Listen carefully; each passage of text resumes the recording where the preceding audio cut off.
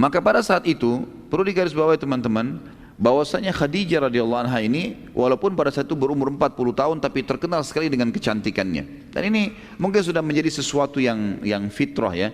Kalau seseorang yang berlimpah hartanya, maka segala kebutuhan terpenuhi. Itu berpengaruh kepada masalah terlihat tertua atau tidak. Karena orang biasa kalau punya beban hukum, beban masalah ekonomi, masalah-masalah yang dihadapin, kadang-kadang berpengaruh kepada raut wajah, ya, seperti itulah kurang lebih rasionalnya gitu ya.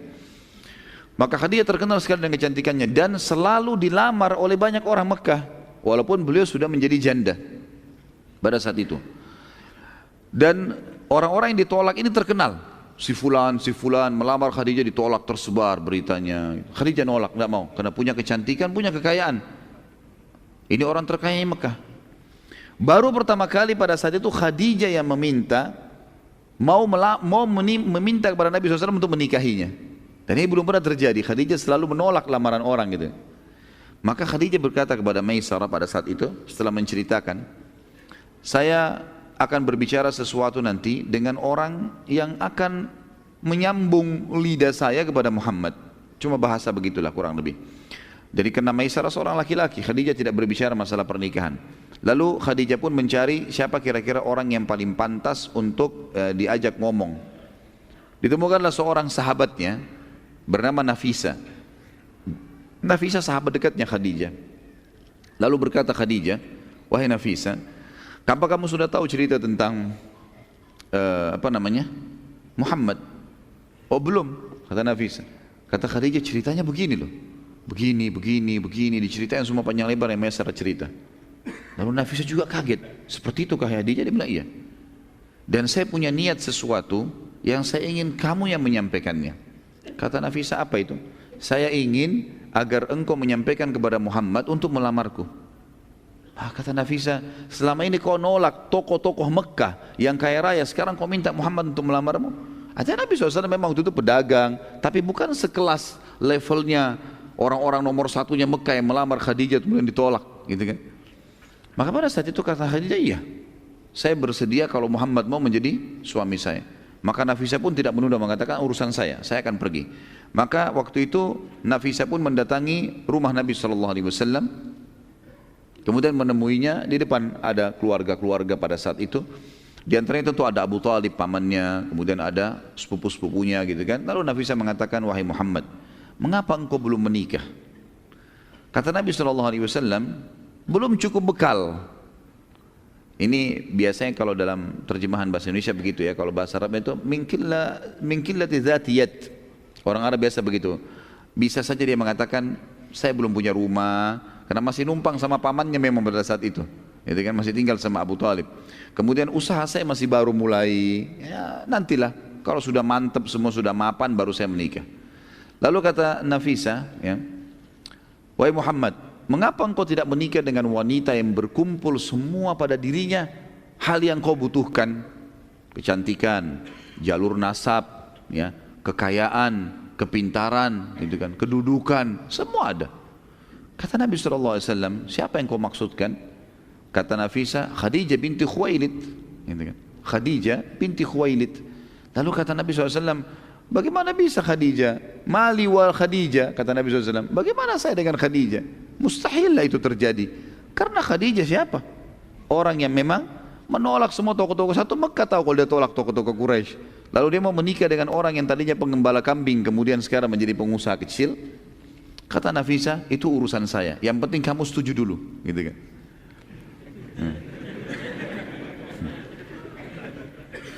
Ini yang bujang-bujang yang ketawa ini. Maka pada saat itu pun Nafisa kembali kepada Khadijah mengatakan, oleh Khadijah, sudah selesai urusannya. Apa yang selesai? Muhammad sudah setuju. Gitu kan? Kata Khadijah, baik kalau begitu, jangan ditunda. Gitu kan? Maka Nafisa kembali lagi ke Nabi SAW mengatakan, wahai Muhammad, sudah selesai urusannya. Apa yang sudah selesai? Khadijah sudah setuju. Gitu kan? Sudah selesai urusannya. Kapan kita bertemu? Bertemu. Dipanggillah Abu Talib, paman Nabi SAW, menghadap ke rumahnya Khadijah. Dan Khadijah itu ditemanin oleh, ada yang mengatakan yang temanin, waktu itu Nabi SAW dikatakan ditemani oleh pamannya Abu Talib dan Hamzah. Tentu ini sebelum bicara masalah Islam ya. Kemudian dari pihak Khadijah ayahnya sendiri Khuwailid, dan ada yang mengatakan ditemani juga oleh sepupunya Waraka bin Naufal, ya, pendeta Nasrani nanti yang akan mengakui kenabian Nabi SAW di masa penerimaan wahyu Iqra bismi rabbikal ladzi khalaq. Baik, pada saat itu terjadilah kesepakatan dan akhirnya menikahlah Nabi SAW dengan Khadijah. Dan pada saat itu maharnya Nabi SAW yang diberikan adalah 20 ekor unta. Ya, jadi 1 ekor unta itu sekarang sudah berapa harganya, ratusan juta, gitu kan? Apalagi ya sampai 20 ekor unta. Dan ini bantahan yang sangat jelas kepada para orientalis yang mengatakan Muhammad sengaja menikah dengan orang kaya karena dia ingin membiayai hidupnya. Dan ini tidak benar sama sekali. Salah sekali ini.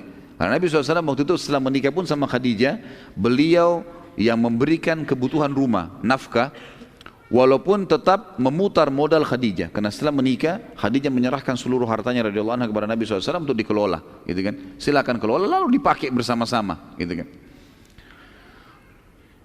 Nabi SAW pada saat itu, teman-teman sekalian, menikah dengan Khadijah tentunya, itu berumur 25 tahun dan Khadijah 40 tahun. Dan ini juga sekaligus bantahan yang mengatakan bahwasanya Nabi Muhammad itu, kata orang-orang orientalis ya, dan ini dikembangkan oleh para orang-orang liberal sekarang. Kalau Nabi SAW itu menikah lebih dari satu wanita, sampai memiliki beberapa orang wanita, itu karena hawa nafsu. Ini pemahaman yang fatal sekali salah. Kenapa? Karena Nabi SAW pada saat menikah dengan Khadijah, sampai Khadijah meninggal, Nabi SAW tidak poligami. Beliau sendirian. Padahal pada saat itu Nabi SAW mampu untuk menikah lagi. Sebagaimana kita akan lihat nanti, fase penobatan Nabi itu di masa beliau masih berumah tangga dengan Khadijah. Dan bisa saja beliau menikah pada saat itu. Tapi Nabi SAW tidak melakukannya. Dan dalam kondisi Nabi 25 tahun untuk menikah, Khadijah 40 tahun. Gitu kan? Jadi jelas sekali terbantahkan, tidak ada hubungannya dengan hawa nafsu ini. Dan kita lihat Nabi SAW menikah setelah meninggalnya Khadijah. Ya, setelah meninggal Khadijah, barulah masuk wahyu turun menyuruh Nabi SAW untuk mengizinkan Nabi menikah dengan Saudah binti Zam'ah. Kemudian baru menikah dengan Aisyah. Kemudian baru datanglah wanita-wanita yang lain. Setelah itu yang dinikahi Nabi SAW, itu pun wahyu dari langit, bukan keinginan Nabi SAW.